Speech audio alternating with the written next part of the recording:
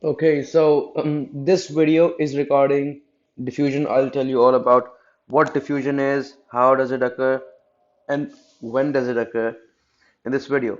But before that, you experience diffusion every day in your life. In fact, you can do an experiment right now. You can tell your friend to go to a corner of your room, and you should stand on the opposite corner of the room, and you tell that friend to spray a perfume. It will the moment that he sprays the perfume, after about a minute or two or some amount of time, you will start to smell the perfume. Now, why is that? Why do you smell the perfume when it was sprayed at one place, but you're standing at the other place and somehow you're smelling it? It happens because the perfume molecules are drifting from from your friend towards you. The process by which they drift from point A to point B is where diffusion. Now, to illustrate diffusion more clearly, I have drawn two diagrams basically.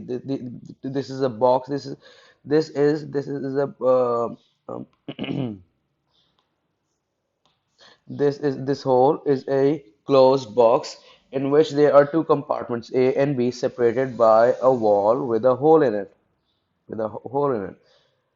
You can clearly see that the compartment A has majority of the molecules, whereas B clearly has less molecules. So, so what you need to know is that uh, there is never a point where molecules are completely static or not moving, unless it's not absolute zero temperature, which we'll not get into detail over here. But so what happens is that these molecules will be moving. These will have some velocities. These molecules all will have these velocities, random velocities. So because compartment A has more molecules, these these molecules will tend to bump into each other more often. Now, when this happens, they'll obviously when they'll bump into each other, they'll tend to spread away. They'll tend to spread away. So what will happen is that these some of the molecules will try to leave compartment A and enter compartment B. So if you give enough time, the situation might become somewhat like this. As you can see, the number of molecules hasn't changed, but the distribution of molecules has clearly changed. Now, it's not that these molecules are not moving right now. These molecules are still moving. These molecules are still moving randomly. And as a matter of fact, some of these molecules are, some of the compartment A molecules are going into compartment B. But the number of the molecules that are going to compartment B, same number of molecules are coming from compartment B into compartment A. That is why the net, let's say here are 9 molecules, here is 1 molecule, the net molecule per compartment will remain the same.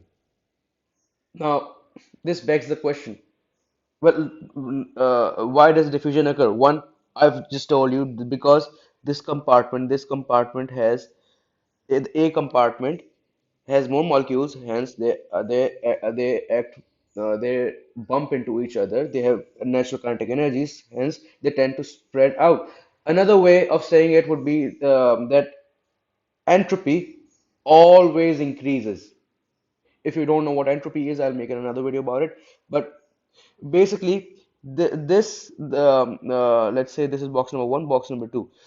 Box number one is, you could say, it's unstable, whereas box number two has a more stable configuration. And given time, every matter tries to achieve a more stable configuration. So that is why diffusion occurs.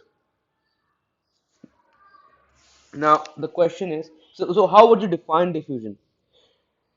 Well, let's say the concentration of molecules in compartment A is 10 molecules, or 9 molecules 9 molecules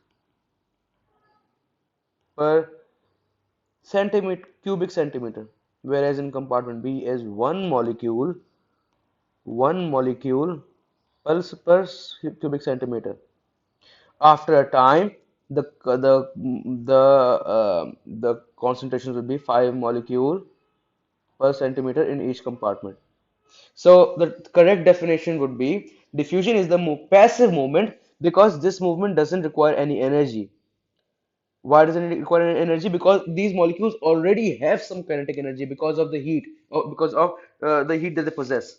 So diffusion is the passive movement of molecules down the concentration gradient because they move from 9 molecules, the concentration of 9 to 1. So it moves down the concentration gradient. Now, what are some of the factors that affect the rate of diffusion? But what do I mean? Let's just say that at this current condition that I provided in this experiment, it takes 10 minutes for box 1 to become more like box 2. Now, let's say, how can we achieve the same effect in 5 minutes? Well, you could do this by several ways. One of them being you can increase the temperature. Why? Well, when you increase the temperature, you increase the velocities of these molecules.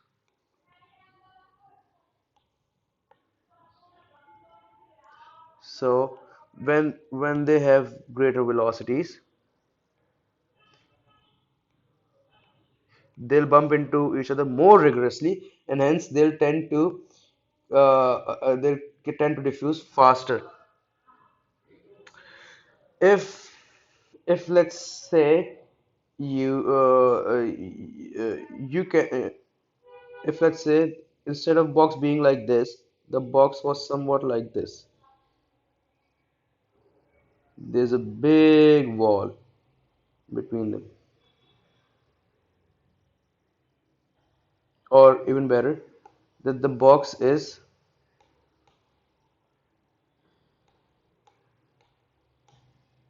yeah, that the box is very big. Forget about this wall. The wall remains the same. So now molecules have to travel a much longer distance to come to compartment B. So as you increase the distance, the rate of diffusion decreases. So which means that instead of we could cut the box in half, we could cut the box in half, we could cut the box in half to make this diffusion faster. Now, other factors are you could increase the surface area to volume ratio. Surface area to volume ratio. Instead of there being only one hole, you could make this a fenestrated. You could make this a fenestrated box. So molecules can move from different sides. So increasing surface area to volume ratio, you give the molecules more opportunity to diffuse and more. So this will diffuse in less time. So when surface area to volume ratio increases, rate of diffusion increases. Okay. Uh, Also, concentration gradient also has an effect. Let's say instead of being 9 molecules per centimeter cube, this was 100 molecules per centimeter cube. Now, from because the concentration is more, there are more molecules present. So they'll bump into each other more often, and hence uh, increasing the concentration gradient increases the rate of diffusion. Increases the rate of diffusion. Okay. Also, size and nature of the substance is very important. Let's say these particles, the particles that I filled in the box, have each of them has a mass of 50, has a mass of 50 arbitrary units. If you increase the mass to 100, obviously it will take them more time to diffuse. Why? Because it's difficult to move a heavier particle than it's easy to move a light particle. Also, their chemical properties might come into change. Their charges, the different properties can also affect the rate of diffusion. So size and charge of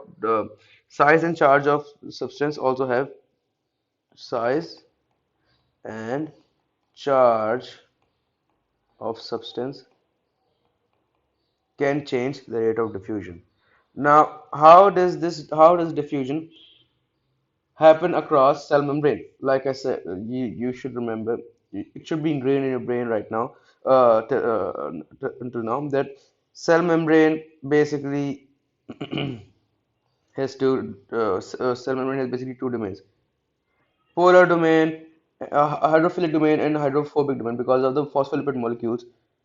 So this is because it's made by the heads of porophospholipid. This is hydro hydrophilic, whereas the middle part, because it's made by tails of the hydrophobic tails, it's hydrophobic, water hating. So polar molecules cannot simply diffuse across the cell membrane, whereas non-polar molecules like oxygen, carbon dioxide, they can easily diffuse down the concentration gradient. Let's say there are 10 molecules over here, whereas there are two molecules over here inside the cell. It uh, the carbon dioxide will diffuse inside the cell. This is the inside of the cell.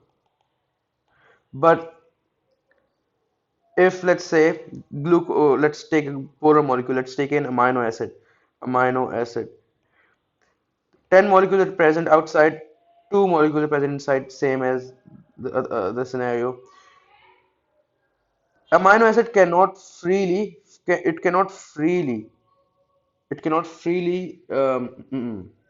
diffuse into the cell.